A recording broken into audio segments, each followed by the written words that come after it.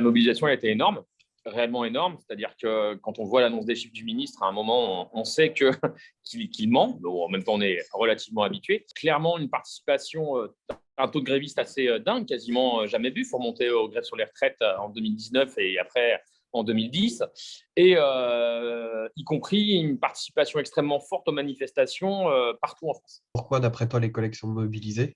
Alors, les collègues, ils sont là, ils sont sortis. Il y avait un côté, c'est clairement l'expression d'un ras-le-bol. C'est-à-dire qu'on a quand même un ministre qui nous méprise, qui nous met en souffrance depuis 5 ans et qui a trouvé le moyen, après 5 ans d'attaque et 5 ans de violence envers la profession, les métiers, les établissements, les élèves et tout ça, de réussir à provoquer un tel dégoût et un tel rejet de lui-même qu'il a fait sortir tout le monde. L'annonce, je crois que l'élément, la goutte d'eau, vraiment, c'est l'annonce d'un énième protocole. Je crois qu'on en a plus de 40 en l'espace de 2 ans, d'un énième protocole le dimanche soir à mettre en place dès le lendemain, un protocole allégé, puis un nouveau le mardi, puis un nouveau le jeudi ou le vendredi. On ne sait même plus en fait de quel jour on parle, tellement ça change souvent.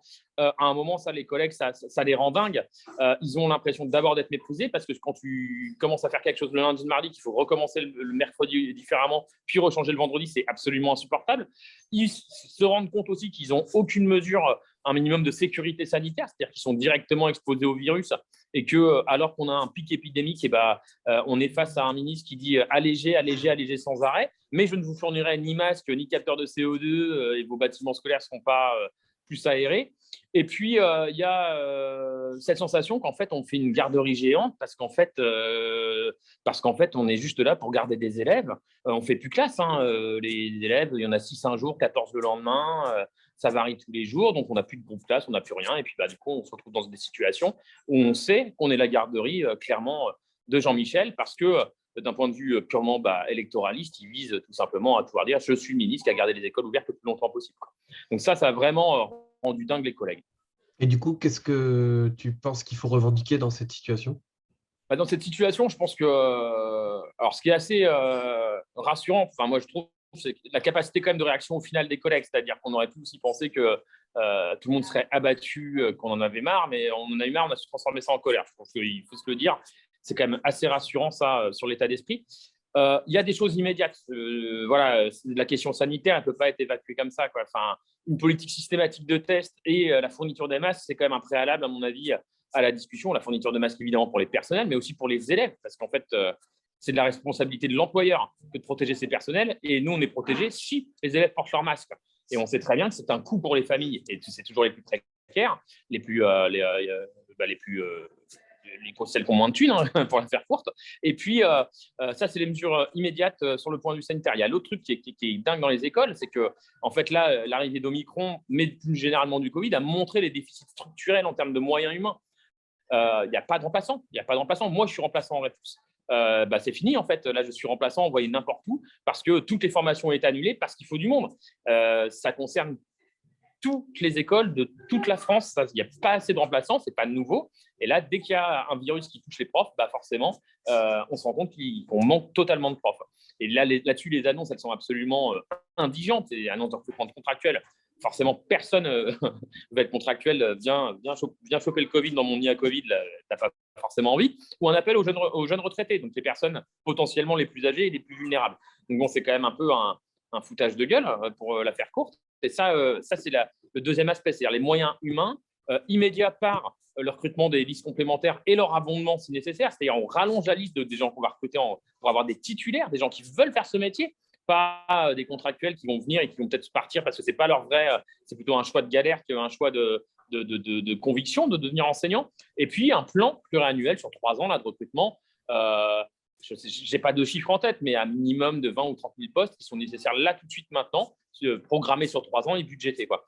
Puis un des derniers points qu'on pourrait évoquer, mais qui va faire le lien aussi avec une question plus générale, c'est comment on reconnaît aussi nos métiers. Et la question, à mon avis, salariale, pour moi, elle revêt un enjeu particulier dans la période. Elle fait le lien avec le reste des salariés. Voilà. Et moi, les merci de Castex quand il a commencé son discours lundi soir pour nous annoncer encore un changement de protocole, parce qu'on a eu Jean-Michel 3 fois pendant une semaine, puis on a eu Jeannot qui est venu lundi soir nous dire, au fait, on s'attendait tous à se dire, bon, ils sont en train de calmer le jeu, ils vont se dire, non. Il est venu en remettre une couche en disant, finalement, plutôt que les tests PCR qu'on n'avait pas anticipés, ce sera des autotests. Bon, vous n'en trouverez pas plus de toute façon dans les pharmacies, donc ce n'est pas très gênant, mais c'était vécu comme une provocation. Il a commencé par dire merci, mais en fait, un merci, moi, ça paraît pas sur ma fiche de paye. Si on est utile socialement, si on joue un rôle dans cette société, à un moment, il faut que ça soit reconnu. Et je pense que d'une façon générale, c'est le rapport avec la pandémie, c'est que ça a remis la question de l'utilité sociale des métiers sur le tapis. Et on s'est rendu compte que, tiens, les infirmiers, ils sont utiles dans une société. Tiens, les enseignants sont utiles dans une société. Tiens, les services publics. Et puis d'autres métiers. Je pense aux gens qui travaillent dans les supermarchés. Enfin, je veux dire, ce n'est pas réservé à la fonction publique, évidemment.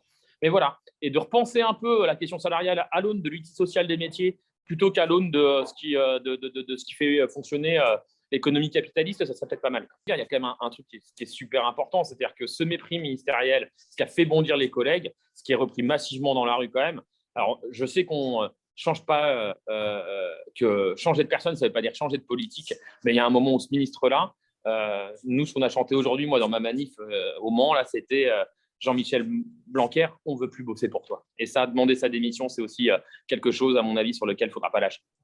Et du coup, en termes de perspective, comment tu vois les choses après cette journée? Alors, on est face à une petite difficulté, c'est-à-dire que ce qui s'est passé là, c'est que c'est une sortie un peu, j'allais pas dire spontanéiste, parce que ça a été quand même travaillé, y compris par les organisations syndicales qui ont quand même pris leurs responsabilités dans des timings assez courts.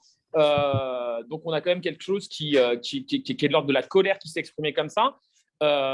Et du coup, et on fait quoi maintenant? Parce que on est reçu, non, les organisations syndicales sont reçues ce soir par Jean Castex en direct. Donc, ça, il y a une reprise en main du dossier, ce qui politiquement veut dire des choses. Mais on avait une grève qui était d'ores et déjà annoncée sur la question salariale le 27. Donc, ça, pour moi, c'est un impondérable. C'est-à-dire que la question salariale, il faut qu'on saisisse de cette date pour grossir le rang des manifestants, y arriver, y compris avec nos revendications immédiates sanitaires et de conditions de travail. Je veux dire, à un moment, on ne va pas opposer ça dans la période qu'on traverse. Et puis, il faut sûrement des initiatives entre aujourd'hui, jeudi 13 janvier, et le jeudi 27. Et là, du coup, selon les assemblées générales qui sont réunies, il y a plusieurs choses qui ont été retenues. Je sais qu'il y a des appels à la grève dans plusieurs villes de France, soit le mardi 18, soit le jeudi 20. Il y a aussi pas mal d'endroits où se profilent des manifestations le samedi 22 avec les parents d'élèves pour permettre aussi aux parents d'élèves, parce que si on fait ça, quand même, la sécurité sanitaire dans les écoles, c'est de ne pas ramener le Covid dans les maisons, ça a un peu de sens aussi. Et puis donc on a un espèce de feu roulant de mobilisation avec un peu en point d'orgue cette question du jeudi 27 janvier, pour laquelle j'espère l'éducation nationale se mobilisera fortement. Et c'est aussi à ce tournant-là qu'on jugera ou pas de voir les réactions du ministre.